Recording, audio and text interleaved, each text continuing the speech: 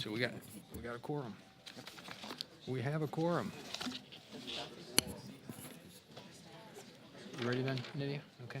Okay. Committee will come to order. We have a quorum. And so we're marking up Small Business Committee. The American economy is booming, spurred by a commitment from this Congress and this administration to eliminate unnecessary regulations and the completion of the most comprehensive tax overhaul in a generation. We've taken the training wheels off the economy and it's full throttle ahead. America's small businesses, the most important segment of our economy, are very optimistic about their future. In fact, the National Federation of Independent Business June Small Business Optimism Index was the 6th highest monthly reading in 45 years since they started doing a survey. But we must always strive to do better. Despite the good news about our economy, this committee has continued to work on important subjects like increasing access to capital for small firms, expanding government contracting for small government contractors and innovators, and making it easier for small businesses to participate in international trade. As a result of numerous meetings with our constituents, trade association representatives, and several hearings on these issues, the committee today is considering 8 pieces of legislation. These are H.R. 6348, the Small Business Access to Capital and Efficiency Act, introduced by Mr. Curtis and co-sponsored by Mr. Evans.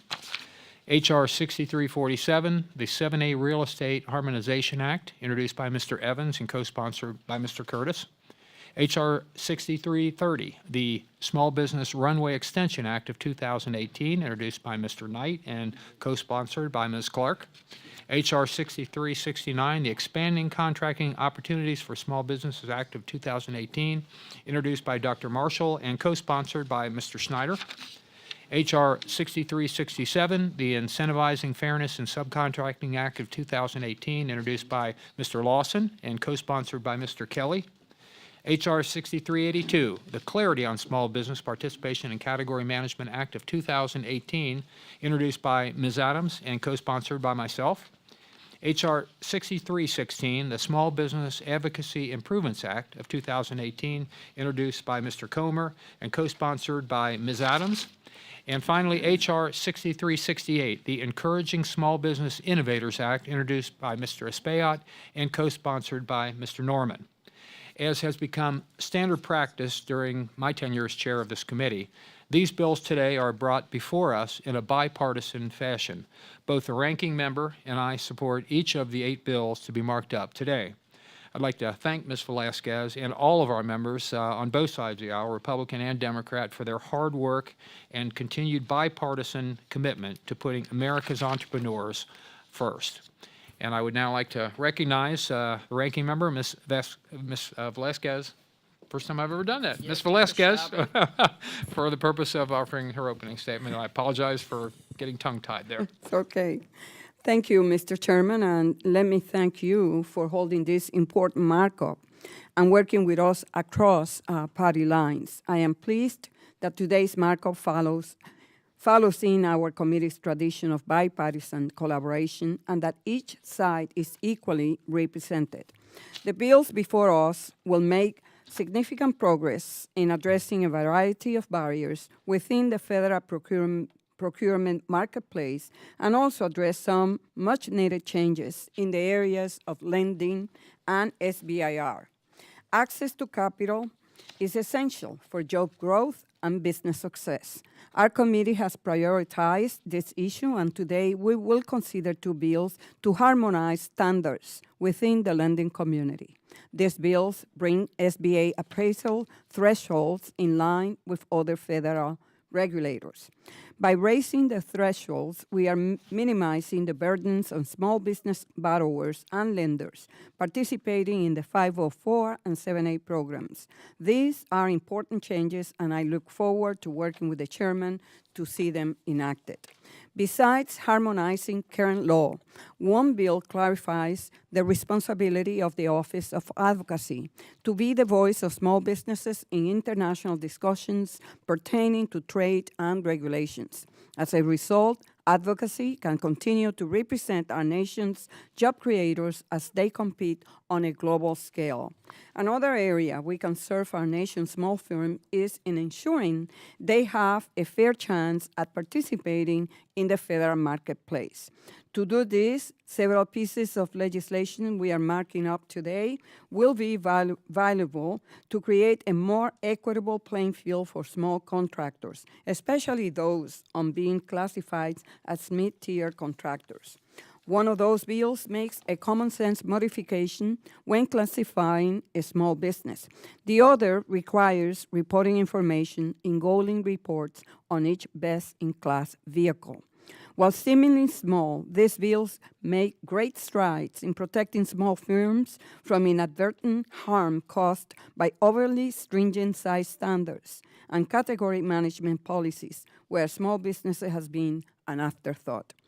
In order to facilitate greater contracting opportunities in a $500 billion a year federal marketplace, two bills today provide the necessary tools to incentivize more small business subcontracting and sole source awards. One bill allows prime contractors to count lower-tier subcontracting awards to small business concerns toward their goaling requirements, as well as establishing a dispute process for these subcontractors to utilize in the event of non-payment. The other bill promotes the use of sole source contracts to small business concerns through the SBA contracting programs by raising the dollar threshold to account for inflation and giving flexibility to contracting officials awarding them.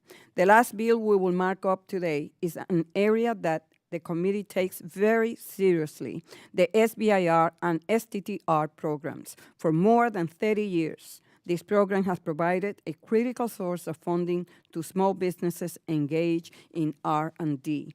As we have done before, we must ensure the longevity of the program by guaranteeing it reflects modern R&D practices and optimizes participation through mentorship, incentives, and Phase 3 awards. Taken together, Mr. Chairman, I believe we have a strong package of bills before us. So I would like to thank you again for working with Democrats, and I look forward to seeing this bill pass by the committee and through the entire House. I yield back. Thank you, Mr. Chairman. Thank you very much. Gentlelady yields back. And before we get into the individual bills, do any other members seek to make an opening statement? Seeing no members seeking that, we will now move to the first bill that we'll be marking up today, which is H.R. 6348, the Small Business Access to Capital and Efficiency Act, also known as the Small Business ACE Act. This bipartisan legislation was introduced by Mr. Curtis of Utah and is co-sponsored by Mr. Evans of Pennsylvania. The legislation aims to modernize the 504 CDC loan program, and I would now recognize the gentleman from Utah, Mr. Curtis, for an opening statement on H.R. 3648. The gentleman is recognized. Thank you, Mr. Chairman. I'd like to thank you and the ranking member for holding today's markup.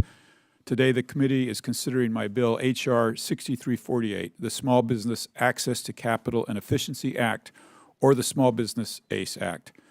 I'd like to express my appreciation to my staff and likewise the Small Business Committee staff for their assistance and expertise on this legislation, and I want to thank them for all of their hard work. Additionally, I'm grateful to Mr. Evans for joining me as a co-sponsor and helping us advance this bipartisan legislation. I'm pleased that my bill has gained broad support from important stakeholders like National Association of Development Companies, Mountain West Small Business Finance, and Utah Certified Development Company, who know better than anyone just how critical the 504 Small Business Lending Program is. Mr. Chairman, I ask unanimous consent that their letters of support be submitted for the record. Without objection, so ordered. Thank you. Mr. Chairman, the Small Business ACE Act is a critical step in reducing burdensome red tape and regulation that falls so disproportionately on small businesses.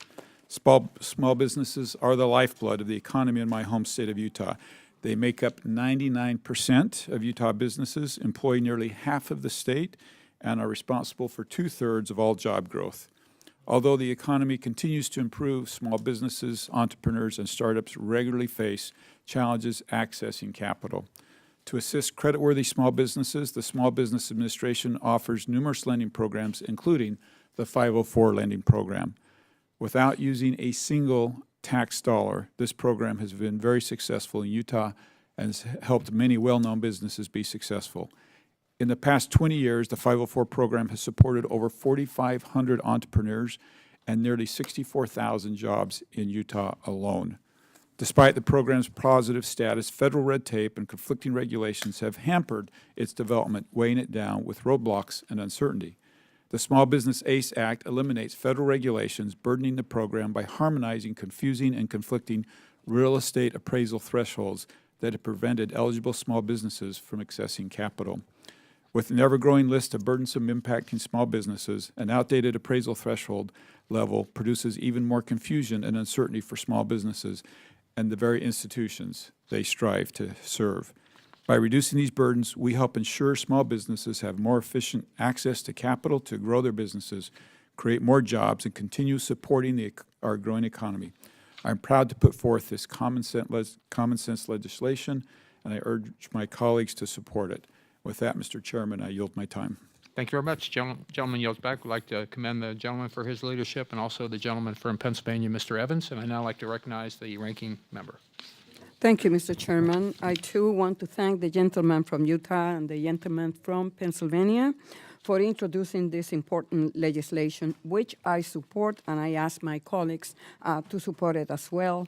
With that, I yield back the balance of my time. Thank you very much. Gentlelady yields back. And in closing, the chair would just state that one of the goals of this committee is to reduce burdensome regulations and make the process better for small businesses. One area that can cause a great deal of uncertainty is when the SBA's requirements conflict with other federal regulators' requirements. And this is the case with the commercial real estate appraisal threshold. Federal regulators, including the Federal Reserve, the Office of Comptroller of the Currency, and the Federal Deposit Insurance Corporation, recently updated their original 1994 appraisal threshold from for commercial real estate from $250,000 to $500,000, and there's a number of other things that I'll submit for the record. In the interest of time, we want to kind of move through here. The committee has 8 bills, so I'll again go for the record on that. And are there any other members who seek to speak on this particular legislation? Seeing none, if there's no further discussion, the committee now moves to consideration of H.R. 6348. The clerk will report the title of the bill. H.R. 6348. Without objection, H.R. 6348 is considered as read and, as customary with committee practice, open for amendment at any point. Does anyone wish to offer an amendment? Seeing none, the question is now on H.R. 6348. All those in favor will say aye. Aye. Those opposed, no. In the committee chair, the ayes have it. The ayes have it. And the H.R. 6348 is agreed to. The question now occurs on reporting H.R. 6348 to the House. All those in favor say aye. Aye. Those opposed, nay. In the opinion of the chair, the ayes have it. The ayes have it. And H.R. 6348 is reported to the House. Without objection, the committee staff is authorized to correct punctuation and to make other necessary technical corrections and conforming changes. And without objection, members shall also be entitled to 2 days to file additional supplemental dissenting and minority views. To remind everyone, 2 days means the close of business this coming Friday. The next bill is H.R. 6347, the 7A Real Estate Appraisal Harmonization Act. This bipartisan legislation was introduced by Mr. Evans of Pennsylvania and is co-sponsored by Mr. Curtis of Utah. Similar to the 504 CDC legislation, this bill makes important updates to the 7A loan program. I would now recognize the gentleman from Pennsylvania, Mr. Evans, for an opening statement on H.R. 6347. The gentleman is recognized. Thank you, Mr. Chairman. I'd like to thank you and the ranking member for this effort and your leadership. Good morning. I'm proud to introduce 7A Real Estate Harmonization Act of 2018. H.R. 6347 amends the Small Business Act to allow SBA to use the federal regulators' appraisal threshold amounts for commercial real estate transaction as the SBA amounts for requiring appraisal for 7A loans secured by commercial real estate. I'm pleased to join with my colleague, Congressman John Curtis of Utah, in putting forth this important piece of legislation. I'm also pleased to join the co-sponsor Congressman Curtis on H.R. 6348, the Small Business Access to Capital Efficiency Act, which adjusts the real estate appraisal threshold under the Section 504 program to bring them in line with the threshold used. It's really an honor to co-sponsor this with the gentleman. The City of Philadelphia has a robust and real estate industry, which employs appraisers, lenders, construction workers, bankers, and numerous others. The point is that this industry is responsible for jobs, and more jobs. Currently, the Small Business Act mandates that for 7A loan over $250,000 will be secured by commercial real estate property. The SBA must require that a lender obtains an appraisal of such property by a state licensed or certified appraiser. Until recently, this $250,000 threshold matched the standard established in 1994 by the real estate regulators, the federal regulators, Federal Reserve System, Federal Deposit Insurance Corporation, and the Office of the Control of the Currency for commercial real estate transactions. Therefore, none of the exemptions in the federal regulated rule applied to such SBA 7(a) loan. With the enactment of this important piece of legislation, appraisal costs passed on to borrowers will greatly reduce, since formal appraisals will be only mandated on loans over $500,000 or above. Any threshold established by the regulators in the future. I wish to thank Mr. Chairman of the National Association of Government Guarantee for their support. Is it all right that I can submit the letter for the record, Mr. Chairman? You can submit it without objection, so ordered. Thank you. I look forward to working with my colleagues on this committee as we continue to work for more tools in the toolbox to ensure that Americans' small business can continue to grow, prosper, and more important, hire. I urge the committee's support. Again, I'd like to thank the staffs of the Small Business Committee as well as my own staff working together to make this happen.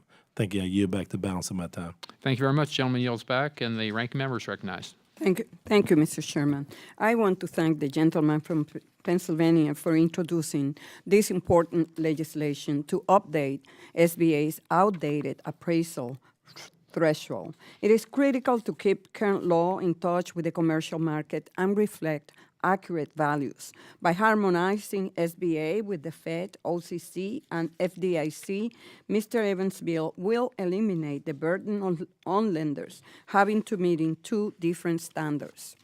Most importantly, it ensures more small business borrowers can access the capital they need to grow and create jobs. I urge my colleagues to support this bill, and I yield back, Mr. Chairman. Thank you. Thank you very much. Generally yields back. And are there any other members that seek recognition?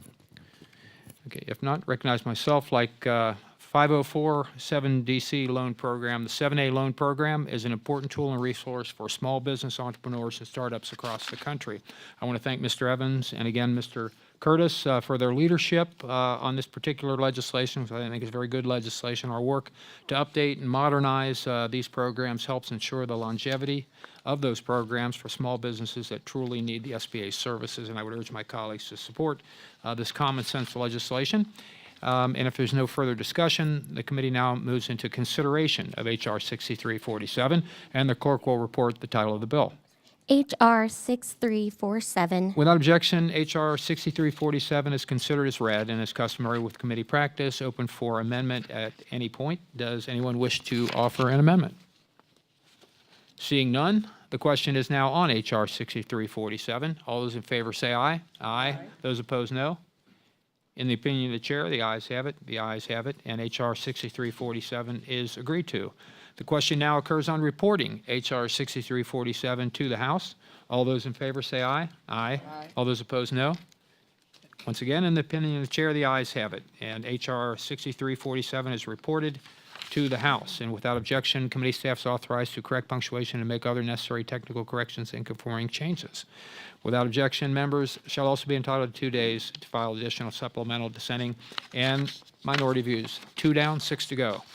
Our next bill is H.R. 6330, the Small Business Runway Extension Act of 2018, introduced by Mr. Knight of California and co-sponsored by Ms. Clark of New York. I now recognize Mr. Knight for speaking on H.R. 6330. Thank you, Mr. Chairman. The Small Business Runway Extension Act is simple. Under existing law, the Small Business Administration requires businesses to report their average gross receipts over the previous 3 years. Okay. A company's average must be within the acceptable SBA parameters to be categorized as a small business in order to receive access to SBA resources and assistance. My bill would simply extend that time period to 5 years. This additional time would allow fledgling companies as well as more established small businesses the ability to grow and gain greater experience before graduating from the small business program. Unfortunately, newly graduated firms face a dilemma. They are no longer eligible to compete for small business government contracts, yet must compete against companies many times their size or up to including the titans of industry. We have found through hearings, studies, and roundtables that these overwhelming challenges often force newly graduated businesses to close their doors or shrink and return to the small business category. This outcome does not promote economic growth, spur job creation, or foster competition. Small businesses need more time. Time allows them the ability to grow, prepare a more stable foundation, create more jobs, and better prepare themselves for competition against those titans that sit far outside the small business category. The ultimate goal of the set-aside program is to help businesses succeed after they graduate from our jurisdiction. Every successful effort that we make to empower small businesses to succeed ensures a greater level of competition that will strengthen the industrial base. I'd like to thank my colleagues for their support in this important endeavor and look forward to continuing our work together. I yield back the balance of my time. Thank you very much. Gentleman yields back. Gentlelady from New York, Ms. Clark, is recognized for 5 minutes. I thank you, Mr. Chairman. I thank our ranking member Velasquez, and I am pleased to voice my support for the Small Business Runway Extension Act of 2018, H.R. 6330. This bill would extend the size standard rules for qualifying small businesses from 3 years to 5 years, thereby ensuring that our government classifications better reflect the lived reality of market conditions. As Mr. Knight has rightly stated, we have seen through testimony here in this committee what a challenge it is for those companies that have sort of sized out of the support of the SBA to be able to make that leap of faith into the territories of companies that are far larger than they are, companies that have far more experience in navigating the bidding and contracting world, and it would really make a substantial difference were we to provide our small businesses within the realm of the SBA a much longer runway. And we're simply talking about adding 2 additional years, and I hope that at some point we'll be able to do an assessment of whether, in fact, that has made a substantial difference for these companies. But this is a start in the right direction. So I want to thank Mr. Knight for his leadership on this issue and commend this committee for continuing its legacy of bipartisanship. With that, I yield back, Mr. Chairman. Thank you very much. Gentlelady yields back. The rank member is recognized. Thank you, Mr. Chairman. Size classification is especially important for firms that seek SBA loans, technical assistance, and federal contracts. But the challenge remains in defining what exactly constitutes a small business. One definition may work for a business in manufacturing, but be wholly inappropriate for an engineering or construction business. We have heard just how difficult size standards can be for advanced small and mid-sized firms. That is why I want to thank Mr. Knight and his co-sponsor, Ms. Clark, for this important piece of legislation. Through a more inclusive 5-year review, this bill addresses the pressure placed on businesses unable to compete against large entities from being prematurely placed outside of their size standard. I urge my colleagues to support this bill, and I yield back, Mr. Chair. Thank you very much. Gentlelady yields back, and Chair would like to thank Ms. Knight Mr. Knight and Ms. Clark for their leadership in this effort. And as we've heard from our members, this common sense bipartisan legislation takes an important first step in narrowing the gap between small and large contractors. The purpose of the SBA small business programs is to encourage the growth and vibrancy of the federal supplier base, to protect against supplier consolidation, non-competitive pricing, and to spur innovation. As we've heard, small businesses are being forced to enter the open marketplace before they can successfully compete, causing them to fail or become consumed into a large firm supply chain. These outcomes contravene the mission and purpose of the small business program. So I again want to thank Mr. Knight and Ms. Clark for their leadership and urge my colleagues to support the bill. Are there any other members who seek recognition? If there's no further discussion, the committee now moves to consideration of H.R. 6330. The clerk will report the title of the bill. H.R. 6330 to amend the small Without business. objection, H.R. Excuse me, I sent the bill be considered as read. Without objection, H.R. 6330 is considered as read and, as customary with committee practice, open for amendment at any point. Does anyone wish to offer an amendment? Seeing none, the question is now on H.R. 6330. All those in favor say aye. Aye. Those opposed, no. In the opinion of the chair, the ayes have it. The ayes have it, and H.R. 6330 is agreed to. The question now occurs on reporting H.R. 6330 to the House. All those in favor say aye. Aye. All those opposed, no. In the opinion of the chair, the ayes have it. The ayes have it. And H.R. 6330 is reported to the House. And without objection, the committee staff is authorized to correct punctuation and make other necessary technical corrections and conforming changes.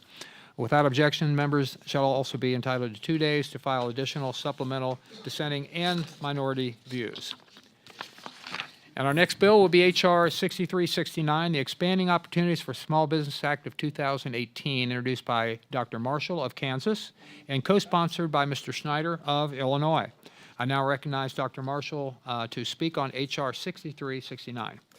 Thank you, Mr. Chairman. Fellow members of this committee, I urge you to support this common sense reform that is long overdue. The Small Business Act currently allows federal agencies to award sole source contracts to women-owned, service-disabled, veteran-owned, and hub-zone small businesses only in the narrowest of circumstances. While the statute rightly protects small businesses' ability to compete where competition exists, the maximum dollar threshold in statute has fallen far behind the times.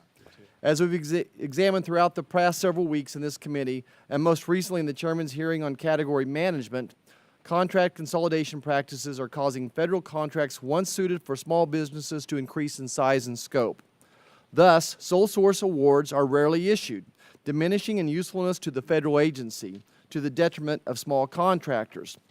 This bill modifies existing statute, increasing the size of sole source contracts that can be awarded to qualified and capable small businesses. This modest change allows sole source contracts to actually reflect the size of contracts that are commonly used across the government today, and will hopefully incentivize its increased use by federal agencies. Additionally, and importantly, this bill institutes a new oversight process which will reduce the chances of sole source awards being made to ineligible firms. The bill requires the Small Business Administration to make a positive determination that this small business is in fact qualified and eligible to receive the award before it is issued by the federal agency. Finally, the last problem the bill seeks to address is inaccurate sole source data in the federal procurement system. Without accurate data, it is difficult for Congress to understand the full extent to which sole source contracts are used. This bill tasks the Government Accountability Office to study the issue and for the SBA to take necessary corrective actions to ensure that the data we have is correct and complete. Thank you, and I encourage my colleagues to support this bill. Thank you very much. Gentleman yields back, and the gentleman from Illinois is recognized. Thank you, Mr. Chairman. I am proud to introduce this legislation with my friend and colleague from Kansas, Dr. Marshall. Sole source contracting provides eligible groups, such as women-owned small businesses, a better opportunity to contract with the federal government. However, the current maximum thresholds for these contracts have not kept pace with inflation, and the law counts the option years of a contract towards these thresholds. This inflexibility means that eligible small businesses might overlook the opportunity of sole source contracting. Our legislation improves the current law by raising these thresholds and making sure that only base years count toward the cap. We also want to ensure that these contracts are only awarded to eligible entities. Currently, companies self-certify as women or service-disabled veteran-owned small businesses. This creates the potential for companies to falsely identify as one of these categories in order to secure a sole source contract. Our bill reduces this potential for abuse by requiring federal agencies to confirm with the Small Business Administration that a contracting company is indeed eligible for their designation. Again, I am honored to introduce this legislation with Dr. Marshall because it brings sole source contracting up to date while strengthening the integrity of the program. Thank you, and I yield back. Gentleman yields back, and the ranking member is recognized. Thank you, Mr. Chairman.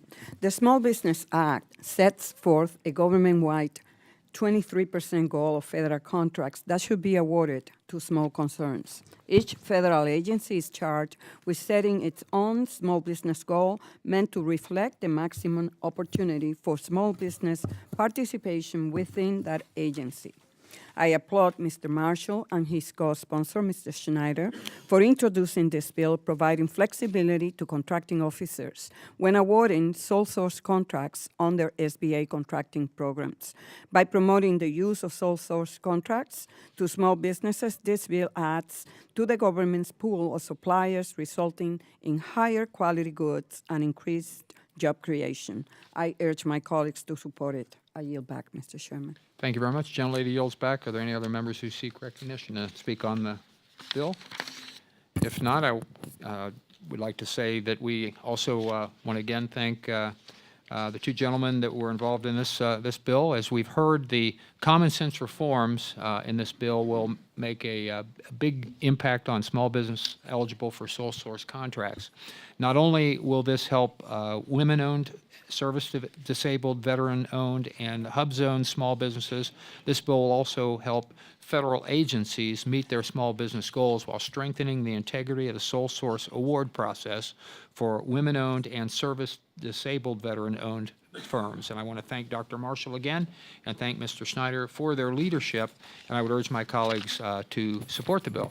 And if there's no further discussion, the committee now moves to consideration of H.R. 6369. The Mr. clerk will Chairman? report.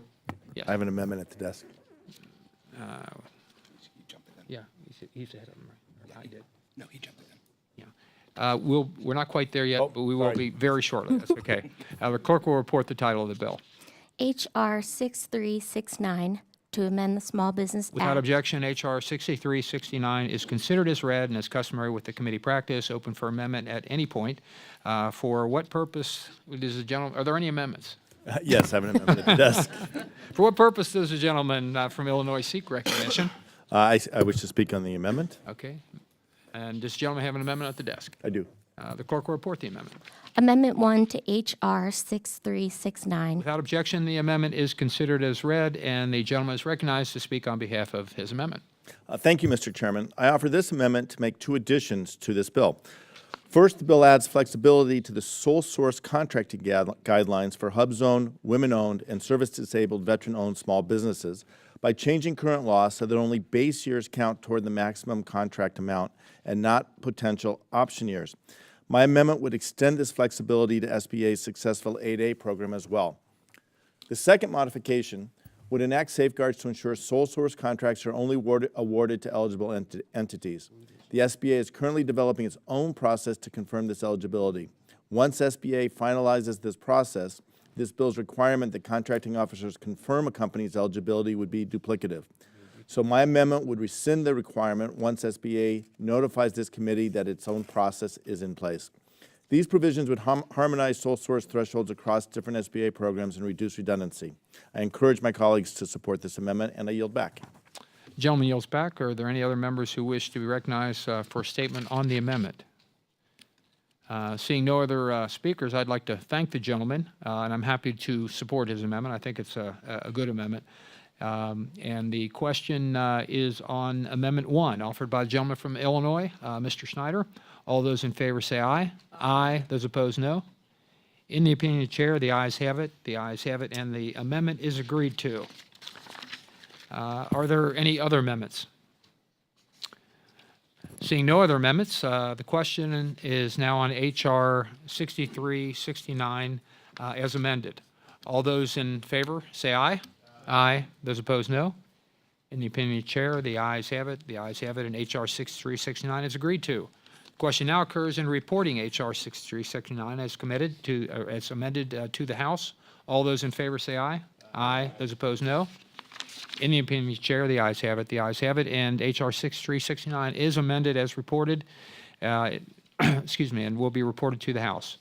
Without objection, the committee staff is authorized to correct punctuation and make other necessary technical corrections and conforming changes. And without objection, members shall also be entitled to 2 days to file additional supplemental, dissenting, and minority views.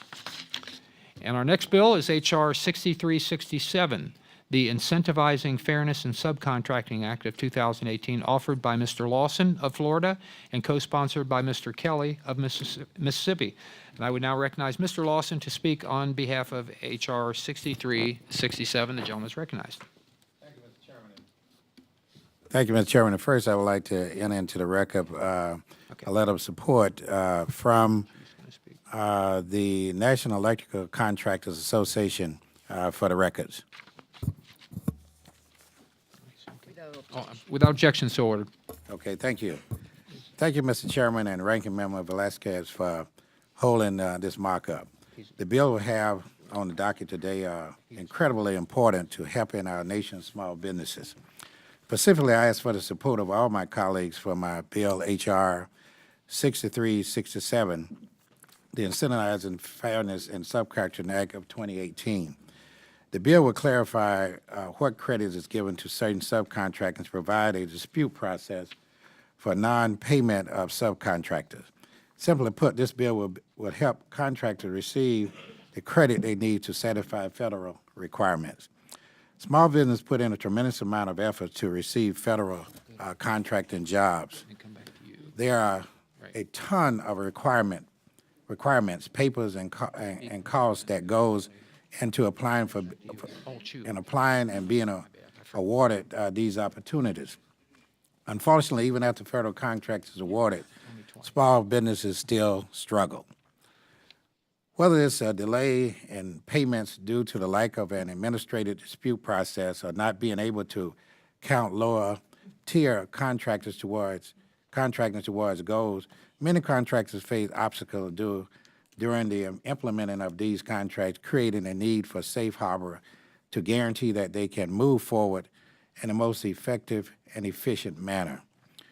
H.R. 6367 does that. This is a bill that provides the clarity and resources needed to help contractors work at full capacity. I'm proud to work on this bill with the ranking member, Velasquez, and my colleague, Mr. Trent Kelly from Mississippi. This is an important step in guaranteeing that our contractors are treated fairly when carrying out their contract. Mr. Chairman, I yield back. Thank you. The gentleman yields back, and the gentleman from Mississippi, Mr. Kelly, is recognized. Thank you, Mr. Chairman.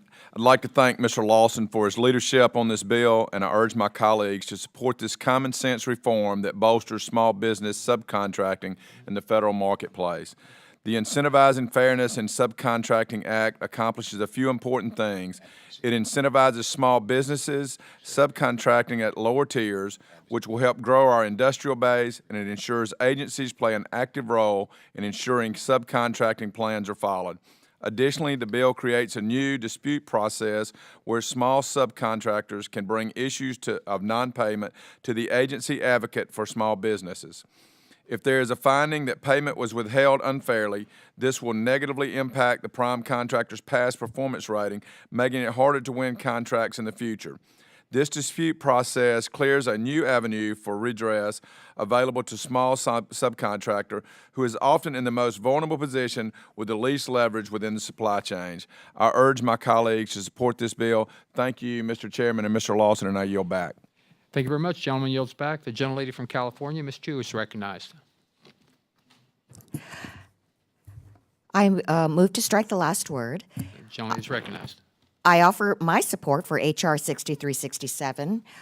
This bipartisan bill takes important steps towards assisting prime contractors in meeting their small business subcontracting goals, and also creates a dispute process for subcontractors to ensure they are paid by the prime in a timely manner. In the 112th Congress, I had the privilege of serving as ranking member of the Contracting and Workforce Subcommittee.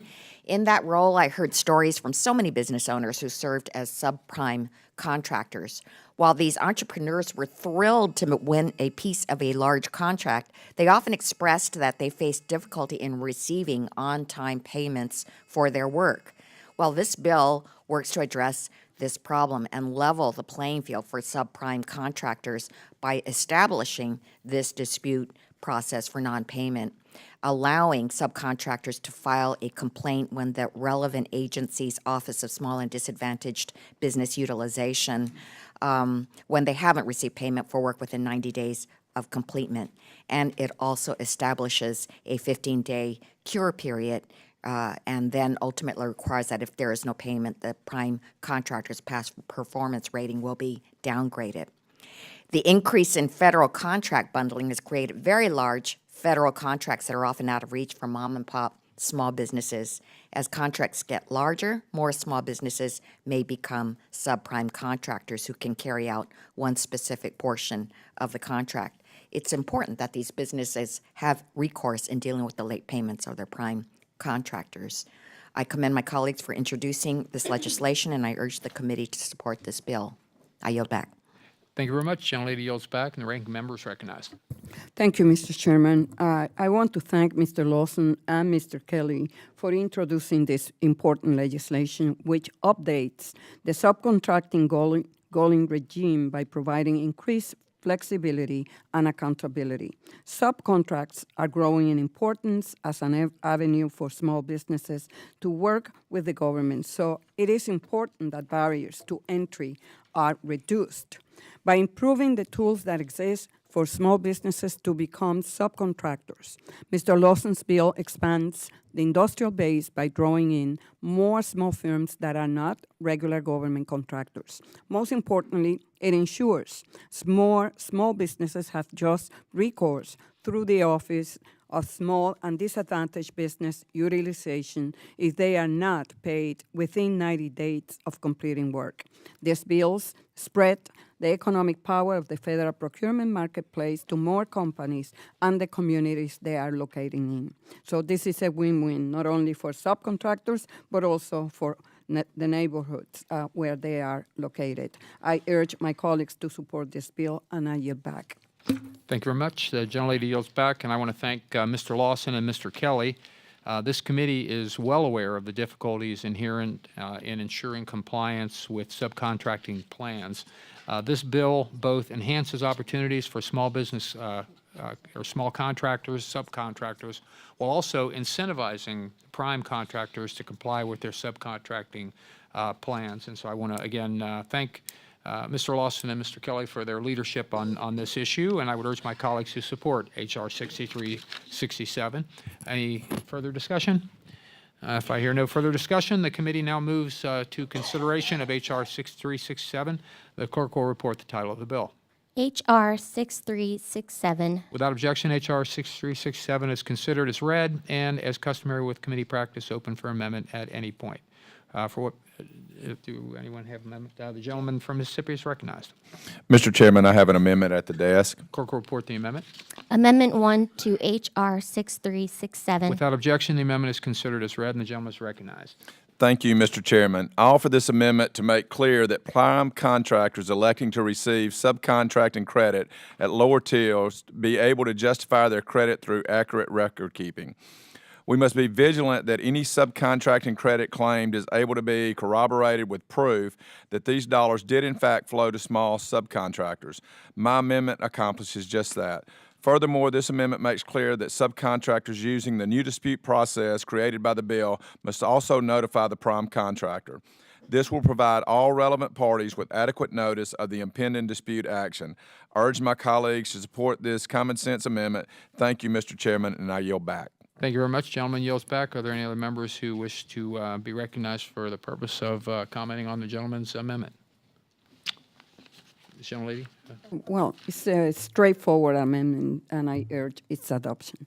Thank you very much. Gentlelady yields back. And if there's no further discussion on the amendment, I'd like to thank the gentleman and agree with his statement, and I'm happy to support his amendment as well as the ranking member is. And the question is on amending the Amendment 1, offered by the gentleman from Mississippi, Mr. Kelly. All those in favor say aye. Aye. Those opposed, no. In the opinion of the chair, the ayes have it, and the amendment is agreed to.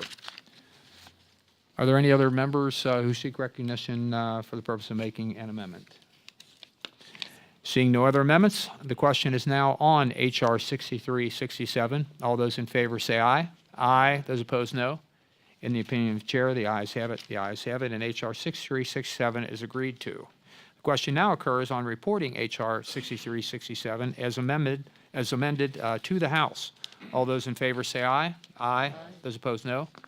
In the opinion of the chair, the ayes have it, and H.R. 6367, as amended, is reported to the House. Without objection, the committee staff is authorized to correct punctuation and to make other necessary technical corrections and conforming changes. Without objection, members shall also be entitled to 2 days to file additional supplemental dissenting and minority views. And in case you've lost track, I think that's 5 down and 3 to go. Our next bill is H.R. 6382. The Clarity on Small Business Participation in Category Management Act of 2018, introduced by Ms. Adams of North Carolina and co-sponsored by myself. And I now recognize Ms. Adams to speak on behalf of H.R. 6382. Thank you, Mr. Chairman. I do appreciate the opportunity to speak about my bill, H.R. 6382. Thank you for your support, Mr. Chairman. The bill, the Clarity on Small Business Participation in Category Management Act. In numerous hearings conducted by this committee, we've learned that although category management has been billed as the strategy that can get agencies the lowest price, the actual numbers tell a very different story. In fact, the data show that small business vendors on the multiple award schedule continually provided agencies with lower prices than those offered by category management contract holders. Many federal agencies and contracting officers, however, cannot take advantage of increased competition and lower prices due to the fact that some category management vehicles have become mandatory by their federal agency. For a small business vendor, this means that if your small business is not already included in the mandatory category management vehicle, then your business will not have the opportunity to compete for a contract with that particular agency. Unfortunately, the current trend of this administration is to increase the number of agencies heading in this misguided direction. Ultimately, this will result in wasteful spending of taxpayer dollars by agencies, forcing them to pay more than necessary for goods and services. Our committee has heard small businesses testify about the severe and sometimes devastating impact that these strategies have on their bottom line and their employees. Their testimony also indicates that federal agency customers will have reduced options and less flexibility to contract with innovative companies. Further, the harmful effects of the use of category management business model could mean further exclusion of minorities, women, veterans, and other already disadvantaged small business owners in the federal marketplace. My legislation, H.R. 6382, is a first step to address the many concerns of the small business community regarding the use of category management. The bill requires the SBA to include in their goaling report information on how many small businesses are participating in the best-in-class vehicles. The ability for Congress to see this data allows us to ascertain the effectiveness of such contracting vehicles for small firms and make needed changes where appropriate. I urge my colleagues to support this legislation and yield back, Mr. Chair. Thank you very much, gentlelady yields back. The ranking member is recognized. Thank you, Mr. Chairman. I want to thank the gentlelady from North Carolina for introducing this bill. It provides much-needed oversight of small business participation in the streamlined acquisition strategy known as category management. Our committee has long acknowledged small businesses' critical role in the $500 billion a year federal marketplace. When small firms are awarded federal contracts, the result is a win-win. While category management is built as the strategy to get agencies the lowest price, we have heard the contrary adherence. There is additional concern that the best-in-class criteria poses a threat to emerging businesses that do not have the past performance to enter a vehicle and might be effectively locked out of the marketplace. By requiring the contracting activity under this new regime be reported in the annual Golden Report from agencies to Congress, Ms. Adams' bill protects the industrial base by creating a mechanism for such needed accountability. I am proud to be a co-sponsor along with Chairman Chabot and Mr. Benny Thompson. I urge my colleagues to support this bill, and I yield back.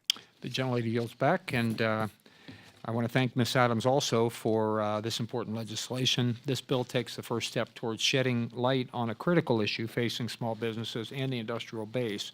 As we heard in the full committee hearing held on June 13th this year, category management can be a positive tool allowing the federal government to understand their purchasing habits. However, setting targets to manage spending may have the harmful effect of reducing competition to only a few select vendors. As the administration continues to advocate for the use of best-in-class vehicles, it's important to also keep track of how much of these dollars are awarded to small businesses, and therefore I would urge support for H.R. 6382. Is there any further discussion? If not, the committee now moves to consideration of H.R. 6382, and the clerk will report the title of the bill. H.R. 6382. Without objection, H.R. 6382 is considered as read and open for amendment at any time. Are there any amendments? Mr. Chairman, I have an amendment at the desk. Okay, then the gentlelady has an amendment at the desk. The amendment, the clerk will read the amendment. Amendment 1 to H.R. 6382. Without objection, the amendment is considered as read, and the gentlelady from Florida is recognized for 5 minutes. Thank you, Mr. Chairman, and I thank my colleague, Congresswoman Adams, for introducing this important legislation. H.R. 6382 will ensure that we are provided with the best information possible to determine the effectiveness of the best-in-class designation as a vehicle for small businesses to obtain government contracts.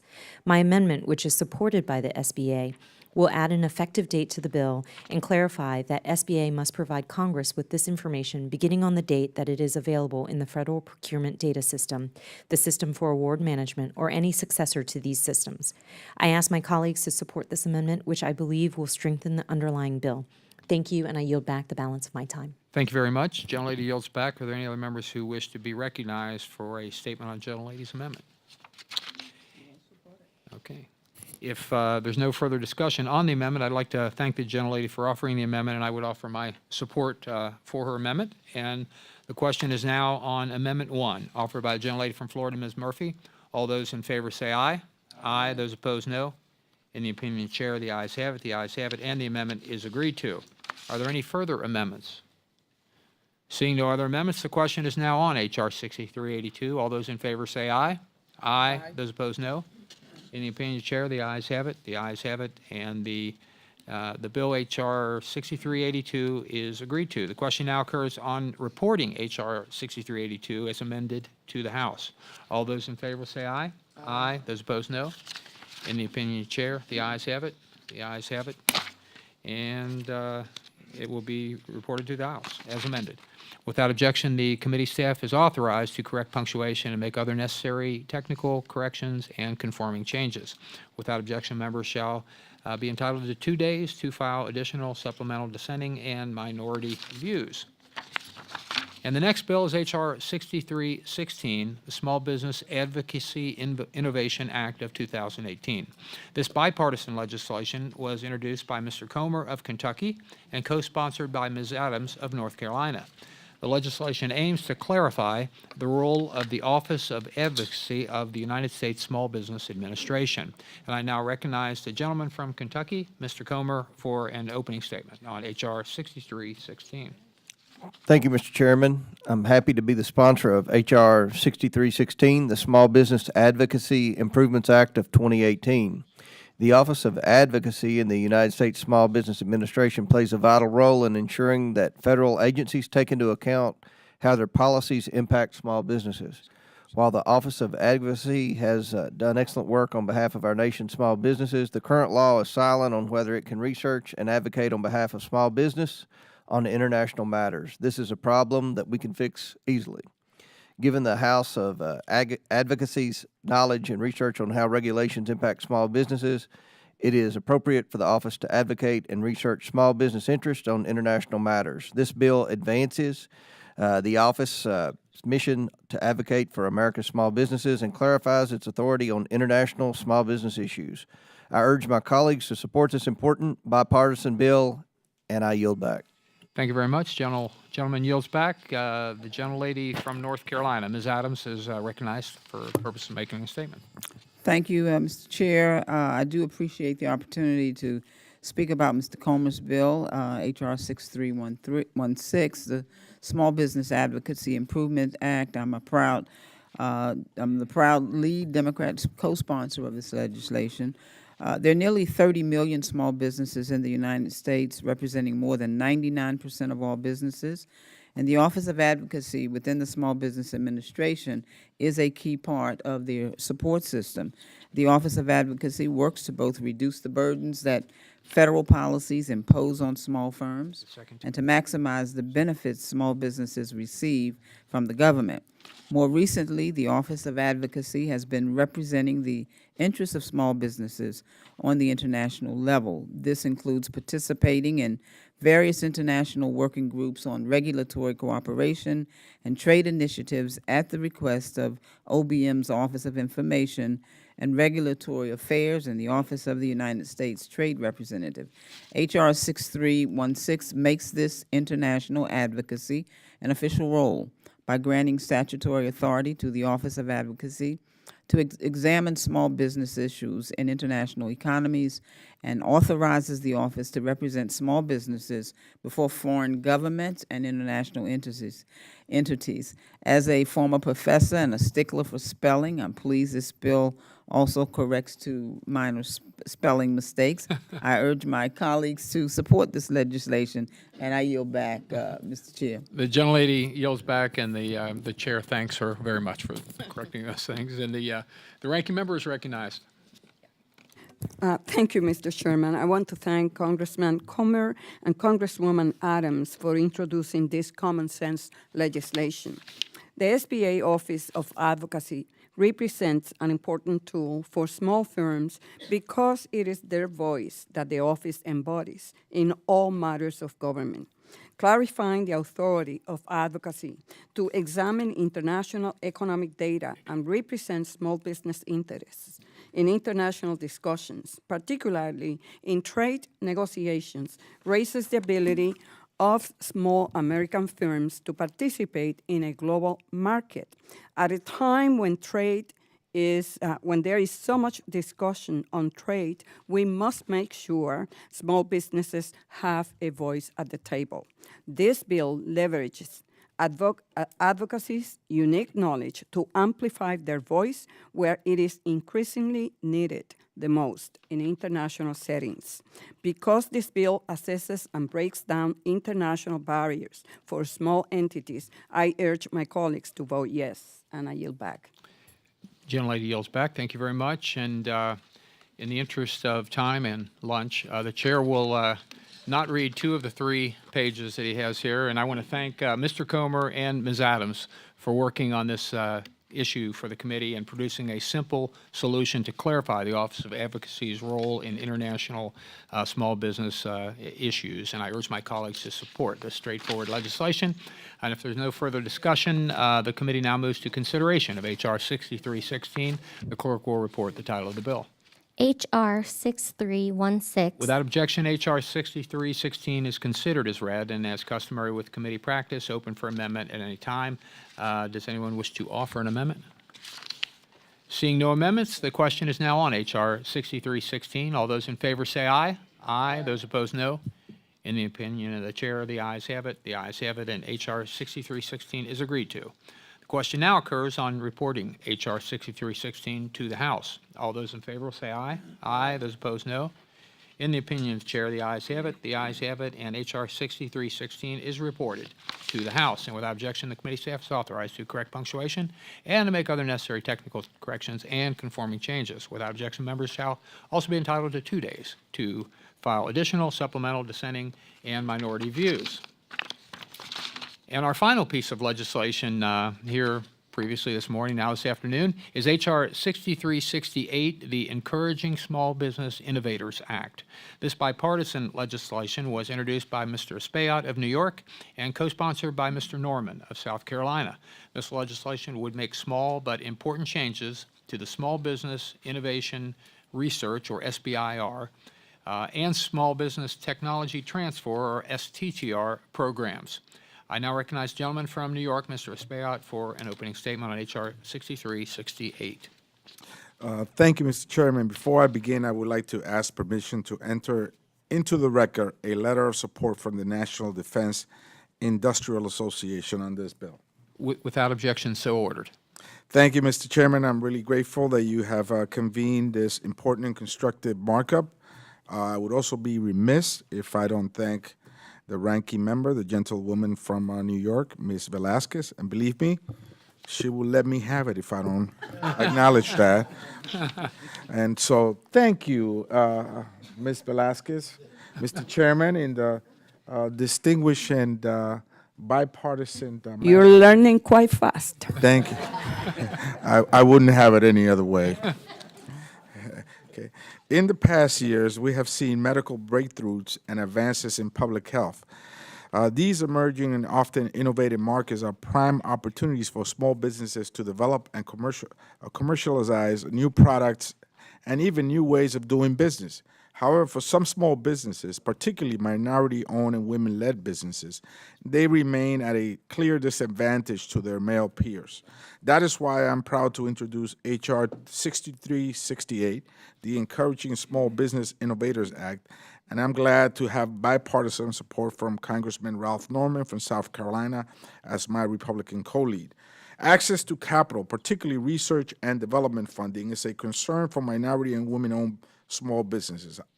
I hear this from small business owners in my district all the time. I happen to represent a district that has one of the largest numbers of hospital and medical institutions perhaps in the country. In fact, even the Small Business Administration's Office of Advocacy has stated that there are fewer minority-owned businesses representing high patenting industry than in all industries. A 2013 report and analysis commissioned by the Small Business Administration found that women-owned small businesses do not have equal access to venture capital firms and are not as vigorously sought out compared to their male peers. This is in part why women-owned businesses are underrepresented in many industries, including the high-tech industry. This is a self-inflicting wound that we need to address. As we know, the Small Business Administration has programs that are meant to help small businesses, and specifically those that are minority and disadvantaged owned. These programs, the Small Business Innovation Research and Small Business Technology Transfer programs, are well-intentioned but remain limited in scope and financial support. With Congressman Norman, our bill updates language from the 1980s to include testing and evaluation to be included in the continuing of critical research and development activities. It will utilize successful participants in these programs to provide guidance and support, working with federal partners and for their own experience navigating the larger commercial market. This is the kind of access and mentorship that minority and women-owned led small businesses have told me back home in New York City that they want and need. And finally, it will bring grant and new authorities for the General Services Administration to work with small businesses participating in these two programs to receive sole sourced or set-aside contracts from federal agency. Congressman Norman and I believe that this is a good bill. H.R. 6368, the Encouraging Small Business Innovators Act, will bring more small businesses into the fore and groundbreaking research, development, testing, and evaluation of technologies that will make government more efficient and yield great value in the commercial market. I thank the gentleman from South Carolina for working with me on this legislation, and I thank Mr. Chairman and the ranking member, Ms. Velasquez, for their leadership and support for this legislation. I urge my colleagues to support this, and I yield back. Thank you very much. Gentleman yields back. The gentleman from South Carolina, Mr. Norman, is recognized. Thank you, Chairman Shabbat, and Mr. Sbir, thank you for your work on this. And really, as a small business owner myself, this this bill really helps everybody, not just minority, not just women, not just, it's across the board. And I'll just say that in small business, innovation is the backbone and the engine that drives our country forward. Technological breakthroughs and entrepreneurship builds our economy from inside out by finding state-of-the-art solutions to difficult problems. In this era of globalization, making it easier for small businesses to develop and commercialize new innovative products is essential for America's competitiveness internationally and for our national security. This is really a straightforward bipartisan bill that will enhance research and development opportunities for small firms of all types. I thank the gentleman from New York for working with me on this, and I support this legislation. I yield back. Thank you very much. Gentleman yields back. The ranking member is recognized.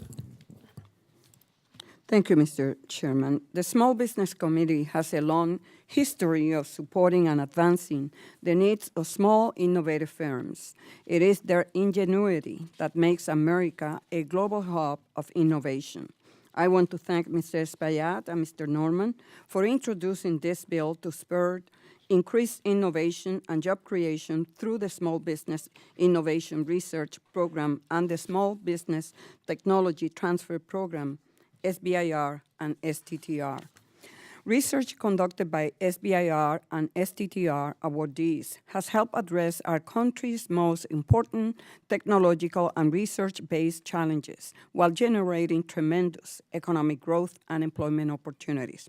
By incentivizing more experienced SBIR and Sttr companies to mentor new companies and rewarding mentors through a past performance rating increase, this bill promotes integrating these program participants into the larger federal marketplace. I urge my colleagues to support it, and I yield back, Mr. Chairman. The gentlelady yields back. And are there any other members who seek recognition? Seeing no other speakers, I again want to commend and thank Mr. Espaillat and Mr. Norman on their work to improve the SBIR and Sttr programs. H.R. 6368 is a straightforward bill that updates and harmonizes the definition of research and development in the Small Business Act, provides an avenue for more experienced SBIR companies to mentor newer companies, and expressly allows the General Services Administration to assist agencies in contract award creation for small businesses receiving sole source or set-aside contracts in the SBIR and Sttr programs. And I urge my colleagues to support this legislation. If there's no further discussion, the committee now moves to consideration of H.R. 6368. The clerk will report the bill. H.R. 6368. Without objection, H.R. 6368 is considered as read and, as customary with committee practice, open for amendment at any time. Are there any amendments to be offered?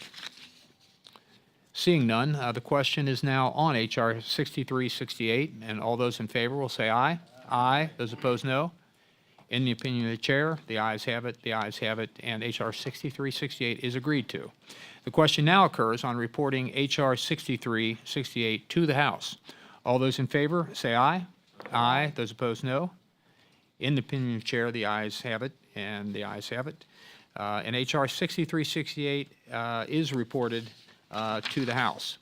And without objection, the committee staff is authorized to correct punctuation and to make other necessary and technical corrections and conforming changes. And also without objection, members shall be entitled to 2 days to file additional supplemental dissenting and minority views. And I want to thank everyone for being here today. I want to thank the ranking member, all those who offered bills, all those that supported the bills. If only the other inferior committees like Ways and Means and Energy and Commerce and Financial Services operated the way the Small Business Committee, be a much better House and much better Congress and a much better America and much better world and all that good stuff. But in all seriousness, we do appreciate everybody's cooperation and hard work here in the committee, and we do work together in a bipartisan manner, and it's great to be on a committee that does that. So if there's no further business to come before this committee, we're adjourned. Thank you very much.